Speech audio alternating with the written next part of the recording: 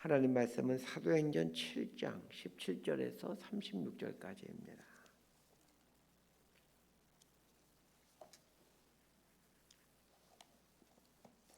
사도행전 7장 17절에서 36절까지 말씀 번갈아가 읽습니다. 제가 먼저 읽겠습니다. 하나님이 아브라함에게 약속하신 때가 가까움에 이스라엘 백성이 애굽에서 번성하여 많아졌더니 요셉을 알지 못하는 새 임금이 애굽 왕위에 오르매 그가 우리 족속에게 교활한 방법을 써서 조상들을 괴롭게 하여 그 어린 아이들을 내버려 살지 못하게 하려 할세. 그때 모세가 났는데 하나님 보시기에 아름다운지라 그의 아버지의 집에서 석 달 동안 길리더니 버려진 후에 바로의 딸이 그를 데려다가 자기 아들로 기르매 모세가 애굽 사람의 모든 지혜를 배워 그의 말과 하는 일들이 능하더라. 나이가 40이 되매 그 형제 이스라엘 자손을 돌볼 생각이 나더니 한 사람이 원통한 일 당함을 보고 보호하여 압제받는 자를 위하여 원수를 갚아 애굽 사람을 쳐 죽이니라. 그는 그의 형제들이 하나님께서 자기의 손을 통하여 구원해 주시는 것을 깨달으리라고 생각하였으나 그들이 깨닫지 못하였더라. 이튿날 이스라엘 사람끼리 싸울 때에 모세가 와서 화해시키려 하여 이르되 너희는 형제인데 어찌 서로 해치느냐 하니 그 동물을 해치는 사람이 모세를 밀어뜨려 이르되 누가 너를 관리와 재판장으로 우리 위에 세웠느냐 내가 어제는 애굽 사람을 죽인과 같이 또 나를 죽이려느냐 하니 모세가 이 말 때문에 도주하여 미디안 땅에서 나그네 되어 거기서 아들 둘을 낳으니라. 40년이 참에 천사가 시내산 광야 가시나무 떨기 불꽃 가운데서 그에게 보이거늘 모세가 그 광경을 보고 놀랍게 여겨 알아보려고 가까이 가니 주의 소리가 있어 나는 내 조상의 하나님 즉 아브라함과 이삭과 야곱의 하나님이라 하신데 모세가 무서워 감히 바라보지 못하더라. 주께서 이르시되 내 발에 신을 벗으라 내가 서 있는 곳은 거룩한 땅이니라. 내 백성이 애굽에서 괴로움 받음을 내가 확실히 보고 그 탄식하는 소리를 듣고 그들 구원하려고 내려왔노니 이제 내가 너를 애굽으로 보내리라 하시니라. 우리 36절까지 함께 있습니다. 그들의 말이 누가 너를 관리와 재판장으로 세웠느냐 하며 거절하던 그 모세를 하나님은 가시나무 떨기 가운데서 보이던 천사의 손으로 관리와 속량하는 자로서 보내셨으니 이 사람이 백성을 인도하여 나오게 하고 애굽과 홍해와 광야에서 40년간 기사와 표적을 행하였느니라. 아멘. 이 산헤드린 공회 앞에 잡혀온 스데반 집사님이 산헤드린 공회원들에게 설교를 합니다. 원래는 산헤드린 공회에서 재판을 받으면서 자신을 변호해야 되는 이야기를 해야 되는데 스데반은 자신을 변호할 생각은 전혀 하지 않고 하나님에 대해 예수님에 대한 설교를 합니다. 스데반은 이스라엘 역사를 설명합니다. 어제 본문에서는 아브라함부터 요셉까지 있었던 일을 설교하였습니다. 구약 성경으로 치면 창세기 부분이죠. 아브라함부터 요셉까지 설교를 하면서 스데반이 말하고자 하는 것은 하나님은 참 신실하신 분이시라는 것입니다. 아브라함에게 약속을 주시고 그 약속대로 성취해 가시는 분이 하나님이십니다. 사람의 악행과 실수까지도 당신의 약속을 이루어가는데 사용하시는 분이 하나님이십니다. 이 세상은 하나님의 섭리대로 진행이 됩니다. 하나님은 실수가 없으신 분이십니다. 우리가 악을 저지르면 악의 도구로 선을 행하면 선의 도구로 하나님의 섭리를 이루어가게 됩니다. 그러므로 우리가 해야 될 일은 악을 버리고 선을 행하는 것입니다. 선을 행하면 그 선은 하나님의 섭리를 이루어가는데 선한 도구로 사용되어집니다. 이스라엘 백성들은 예수님을 죽입니다. 그런데 예수님을 죽이는 악을 행함으로 십자가를 통해 구원을 이루고자 하시는 하나님의 이 경륜과 섭리를 이루어가게 됩니다. 그러면 예수님을 죽인 것이 하나님의 섭리를 이루어가게 하였기 때문에 예수님을 죽이는 것이 좋은 일입니까? 그렇지 않습니다. 악의 도구로 사용되었기에 그에 대한 책임은 또 따로 지게 되는 겁니다. 다만 하나님께서는 예수님을 죽인 이스라엘 백성들의 악한 행동까지도 이용하셔서 당신이 원래 계획하셨던 그분의 계획과 섭리를 이루어 가신다는 것입니다. 하나님은 어떻게 해서든지 반드시 당신의 약속과 계획을 이루어 가십니다. 인간이 하나님의 계획을 무산시킬 수가 없습니다. 다만 우리는 그 하나님의 일을 이루어감에 있어서 악한 도구로 사용되어 저주를 받으며 살 것인가, 아니면 선한 도구로 사용되어 복을 누리며 살 것인가를 선택하며 사는 것뿐입니다. 자, 17절에서 19절까지 말씀 함께 봅니다. 시작.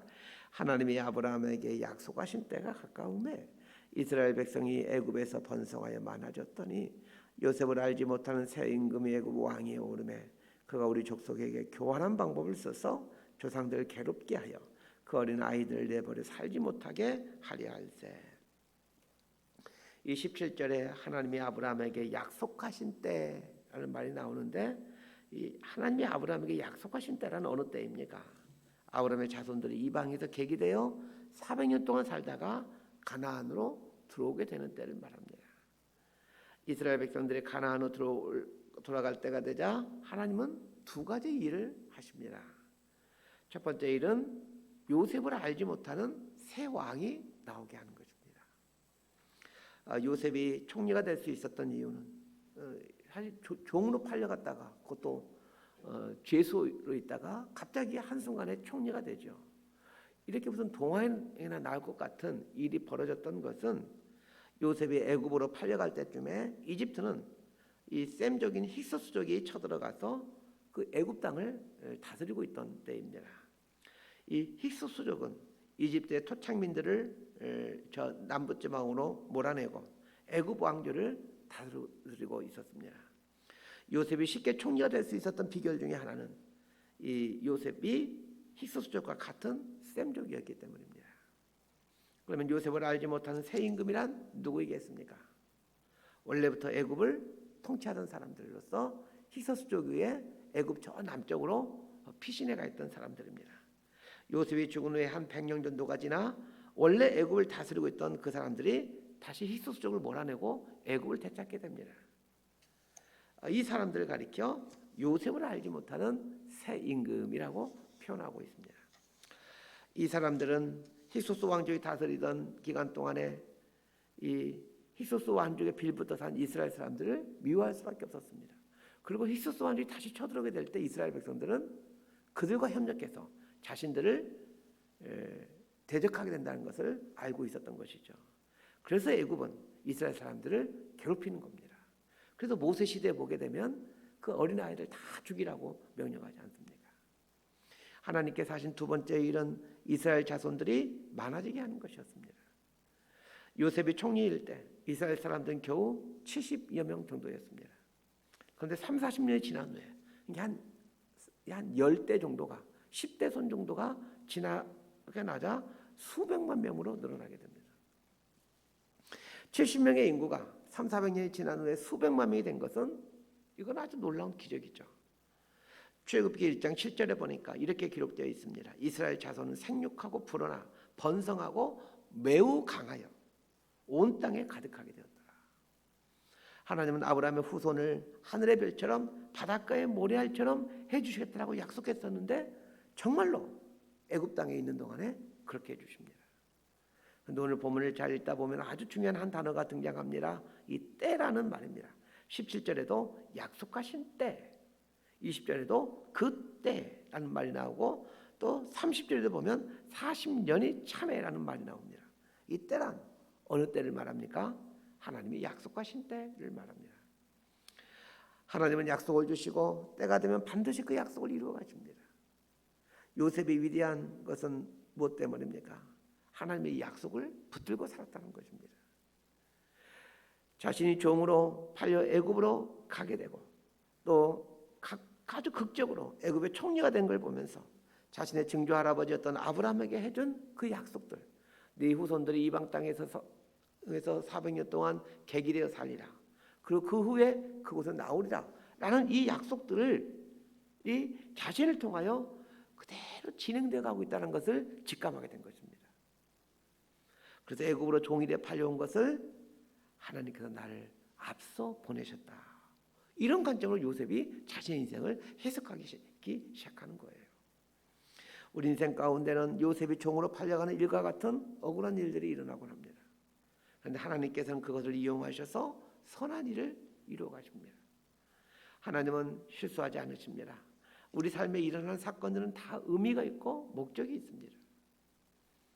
이스라엘 백성들이 애굽에서 사는 동안 하나님의 은혜로 그 자손들이 번성하게 됩니다. 그래서 이제 애굽 왕조가 바뀌게 되면서 심한 박해가 시작되죠. 자손이 번성하는 것도 하나님의 섭리였고 또 박해를 받게 되는 것도 하나님의 섭리입니다. 거기에는 다 이유가 있습니다. 애굽의 바로가 이스라엘 아이들 중 사내 아이는 다 죽이라는 명령을 내릴 때 이스라엘 백성들은 참으로 고통스러웠을 것입니다. 그러나 이런 억울함과 말할 수 없는 고통이 올 때는 하나님의 때가 찼다라는 뜻입니다. 이스라엘을 향하는 애굽의 박해가 극에 달할 때 모세가 태어나게 됩니다. 이것이 하나님이 일하시는 방식입니다. 모세가 40년을 광야에서 고독의 시간을 보내죠. 광야 40년은 모세의 삶에 독소가 빠지는 때입니다. 그때 하나님이 모세에게 또 찾아오시죠. 자, 이렇게 한 사람의 인생 가운데 아주 극심한 고난이 찾아올 때, 민족의 삶에 큰 극심한 고난이 찾아올 때, 그때 하나님 당신의 약속을 이루어가기 위한 하나님의 일을 하기 위해 찾아오십니다. 자, 20절에서 22절까지 말씀 함께 읽습니다. 시작. 그때의 모세가 났는데 하나님 보시기에 아름다운지라 그의 아버지 집에서 석 달 동안 길리더니 버려진 후에 바로의 딸이 그를 데려다가 자기 아들로 기르매 모세가 애굽 사람의 모든 지혜를 배워 그의 말과 하는 일들이 능하더라. 모세가 태어났습니다. 그런데 석 달 동안만 부모의 품에서 살게 됩니다. 애굽의 바로 왕이 이스라엘 모든 사내 아이들은 다 죽이라고 명령했기 때문입니다. 그래서 모세 부모님은 모세를 어쩔 수 없이 버리기를 결단합니다. 21절에 보니까 버려진 후에 라는 말이 나옵니다. 이 단어가 아주 제 시선을 멈추게 했습니다. 버려진 후에 라는 말처럼 모세는 버려짐을 당합니다. 모세의 부모는 모세가 낳을 때 이 아이가 장차 이스라엘을 이끌어낼 지도자가 모세가 될 거야 이런 생각을 전혀 할 수 없었죠. 모세의 부모는 모세를 버리게 됩니다. 그런데 버려진 후에 기적이 일어납니다. 모세의 부모가 자신들의 손에서 모세를 놓자 하나님께서 일하시기 시작합니다. 사람이 놓기 시작할 때 하나님은 일을 시작하십니다. 우리 인생도 마찬가지입니다. 내 손에서 놓을 때 우리 인생을 향한 하나님의 일하심이 시작됩니다. 부모가 붙들고 있을 때는 하나님이 키워갈 수가 없습니다. 그러나 버려지자 하나님이 키워가십니다. 사람이 버리면 하나님이 키워가십니다. 그러므로 사람에게 버림받으면 고통스럽고 힘들지만 하나님이 돌보시고 키워가심을 믿고 이 하나님을 신뢰하시길 바랍니다. 모세는 버려짐을 당한 후에 넓은 세상으로 나가게 됩니다. 한 히브리인의 집에서 바로의 궁궐이라는 엄청난 큰 장소로 옮겨져 가게 됩니다. 히브리인의 한 집에서 바로의 궁궐로 옮겨지는 이 통로가 나일강입니다. 갈대 상자에 담겨 나일강에 맡겨질 때 모세의 삶의 자리가 비로소 궁궐로 옮겨져 가게 됩니다. 갈대 상자에 담겨 나일강에 던져진다는 것은 하나님께 맡겨진다는 의미입니다. 여러분 인생은 가보지 않는 길을 가는 것입니다. 가장 좋은 것은 하나님을 신뢰하고 갈대 상자에 담겨 나일강에 던져지는 것입니다. 그분이 이끌어 가시도록 삶을 내어드리고 맡겨드리는 것이죠. 갈대 상자에 담겨 나일강에 놓는다는 것은 내가 내 인생을 드라이브하지 않겠다는 것입니다. 하나님이 이끄신 대로 살겠다는 것입니다. 재미있는 것은 성경에서 물은 성령님을 의미하곤 합니다. 나일강의 물에 던져진다라는 것은 성령님에게 맡긴다라는 것으로 해석할 수 있습니다. 모세가 40년 동안 바로의 궁에서 이제 왕자로서의 교육을 받게 됩니다. 40살의 모세를 가리켜서 22절은 이렇게 말해주고 있습니다. 모세가 애굽 사람의 모든 지혜를 배워 그의 말과 하는 일들이 능하더라. 모세는 강한 사람이 되었습니다. 힘 있는 사람이 되었습니다. 그때 하나님께서 모세에게 한 가지 마음을 주시죠. 23절 제가 읽어드립니다. 나이가 40이 되매 그 형제 이스라엘 자손을 돌볼 생각이 나더니, 이스라엘 자손을 돌볼 생각을 주신 분은 하나님이십니다. 모세는 하나님께서 주신 이 생각을 붙잡고 자신이 배워왔던 그 강함을, 애굽의 왕자로서 배워왔던 그 강함을 다듬어 가야만 했습니다. 젊은 날은 강함을 키워가는 때입니다. 그러나 나이가 들면 강함을 다듬어 가야 합니다. 다듬어진 강함만이 쓰임받게 됩니다. 내가 강할 때는 내 일을 하려고 합니다. 그러나 강함이 다듬어지게 되면 하나님의 일을 할 수 있게 됩니다. 강함을 다듬어 가야만 모세는 했는데, 근데 모세는 이 자신의 강함을 통제하지 못했죠. 그래서 사람을 죽이고 맙니다. 자신을 다스리는 게 진짜 강함입니다. 하나님은 모세의 강함을 다듬기 위해 미디안 광야로 그를 보내십니다. 젊은 날의 강함에는 많은 불순물이 끼어 있습니다. 불순물을 제거해 가는 것이 이 광야입니다. 모세는 광야에서 이 자신 안에 있는 불순물들을 제거해 갑니다. 정확히 말하면 자신의 불순물을 제거해 가는 것이 아니라 하나님이 허락해 주신 이 광야가 모세 안에 있는 불순물을 제거해 가는 것입니다. 불순물이 제거가 되고 순결한 사람이 되었을 때 하나님은 모세에게 나타나십니다. 30절에서 36절까지 말씀 함께 읽도록 합니다. 시작. 40년이 참에 천사가 시내산 광야 가시나무 떨기 불꽃 가운데서 그에게 보이거늘 모세가 그 광경을 보고 놀랍게 여겨 알아보려고 가까이 가니 주의 소리가 있어 나는 내 조상의 하나님 즉 아브라함과 이삭과 야곱의 하나님이라 하신대 모세가 무서워 감히 바라보지 못하더라. 주께서 이르시되 내 발에 신을 벗으라. 내가 서 있는 곳은 거룩한 땅이니라. 내 백성이 애굽에서 괴로움 받았음을 내가 확실히 보고 그 탄식하는 소리를 듣고 그들을 구원하려고 내려왔노니 이제 내가 너를 애굽으로 보내리라 하시니라.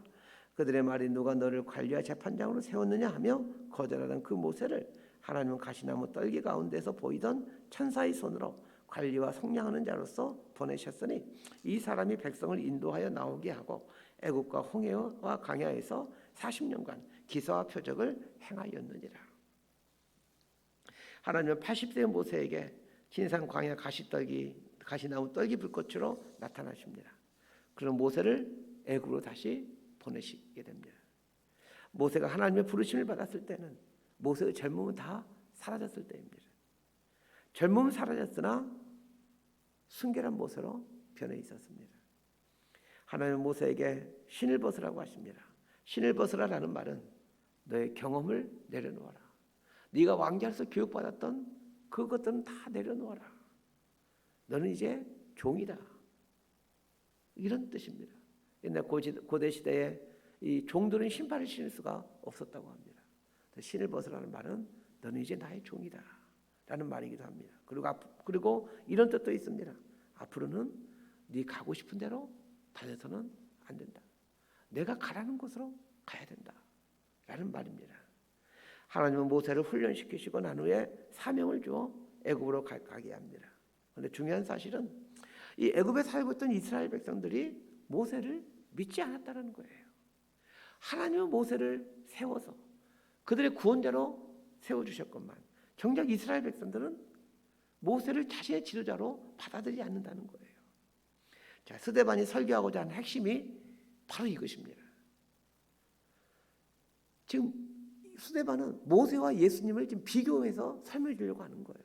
모세가 이스라엘 백성들을 애굽에서 구원해냈듯이 예수님이 하나님이 보내신 우리 이들의 구원자이다라는 것을 설명하기 위해서 지금 모세 이야기를 하고 있는 거예요. 이런 의미죠. 지금 우리들은 모세가 하나님이 세우신 이스라엘의 지도자라는 사실을 어느 누구도 한치 의심 없이 다 믿고 있지만 모세 당시에 애굽에 살고 있던 우리 이스라엘 조상들은 모세를 하나님이 보내신 선지자로 하나님이 보낸 구원자로 받아들이지 않았다.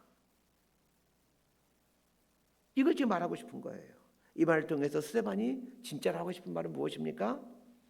그 옛날 우리 조상들이 모세를 우리들 구원자로 여기지 않았듯이 지금 너희들은 하나님이 보내신 예수님을 구원자로 믿지 않고 있다. 오히려 예수를 죽여버렸다. 그러나 그분이 하나님이 보내신 구원자, 메시아이다 라는 것을 말하고 싶은 것입니다. 말씀 정리합니다. 하나님은 당신의 약속에 따라 일을 행하시는 분이십니다. 하나님께서 우리에게 주시고자 하는 것은 구원이고 복입니다. 이 하나님을 신뢰할 수 있게 되길 바랍니다. 비록 인생 여정에는 억울함도 있고 고난도 있고 아픔도 있지만 그러나 결국은 하나님의 뜻대로 됩니다. 나의 만족과 내 욕심을 위해 악을 선택하지 않게 되길 바랍니다. 하나님은 그것까지도 이용하셔서 하나님의 선하신 뜻을 이루어가지만 내가 저지른 악에 대해서는 결코 지나치는 분이 아닙니다. 선한 도구가 되기 위해서 애를 쓰시길 바랍니다. 나의 작은 선함이 하나님의 뜻을 이루어가는 선한 도구로 쓰임받을 수 있도록 하시길 바랍니다. 모세가 버려진 후에 하나님이 키워가셨다라는 것을 기억하시길 바랍니다. 나일강에 맡겨진 이후에 하나님께서 모세의 삶을 이끌어 가십니다. 하나님께서 주신 힘과 능력에 그 담겨있는 불순물들을 제거해 가시길 바랍니다. 그래야 쓰임받게 됩니다. 불순물이 많이 있으면 거룩하신 하나님을 보는 것이 쉽지 않고 하나님의 음성이 쉽게 들려오지 않습니다. 스데반을 핍박하는 대제사장과 정교 지도자들처럼 하나님의 음성을 듣지 못하게 됩니다.